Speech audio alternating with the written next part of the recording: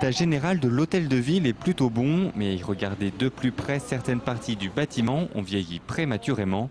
Aujourd'hui, une dizaine de corps d'État s'activent pour nettoyer les parements, remplacer les pierres altérées ou encore consolider les sculptures. Nous, après, on intervient juste comme ça quand ils sont déposés pour vraiment donc reprendre les éléments, mettre des armatures à l'intérieur pour vraiment les consolider, faire des injections de matière pour combler les fissures et apposer de la matière sur les surfaces qui sont cassées pour vraiment les protéger de l'érosion à venir.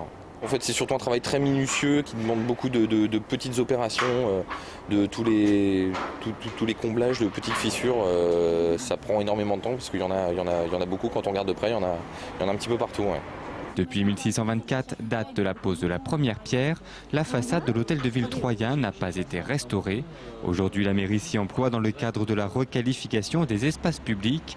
Elle consacre ainsi 1 250 000 € pour redonner un nouvel éclat à l'édifice qui a dévoilé quelques-uns de ses secrets. On a découvert, notamment sur les colonnes en marbre noir, qui avaient été livrées dans la première construction, puisqu'on a eu 2 architectes qui ont travaillé sur cette façade.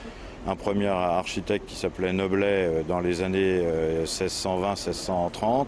Plus tard, un autre architecte a été désigné qui s'appelait Cottard, qui était donc architecte du roi Louis XIV, qui était intervenu et la mode avait changé puisque le chantier a repris que 40 ans plus tard. Des colonnes en marbre entreposées 4 décennies et que le nouvel architecte a dû intégrer à son projet. Autre découverte de taille, la statue de Minerve et ses trophées surplombant le porche ne sont pas en pierre mais en plâtre. Ces éléments particulièrement nécessitent une intervention adaptée aux matériaux plâtre et chaud pour pouvoir garantir sa conservation dans le temps. Ce qui est très intéressant sur la façade de l'hôtel de ville, ce sont les éléments sculptés qui montrent des étapes de la sculpture très différentes parce que c'est quand même une façade qui reste inachevée. Donc vous avez des éléments juste épanelés. Sur la travée suivante, vous allez voir une sculpture un peu plus avancée et encore sur la travée d'après, vous allez avoir une sculpture terminée.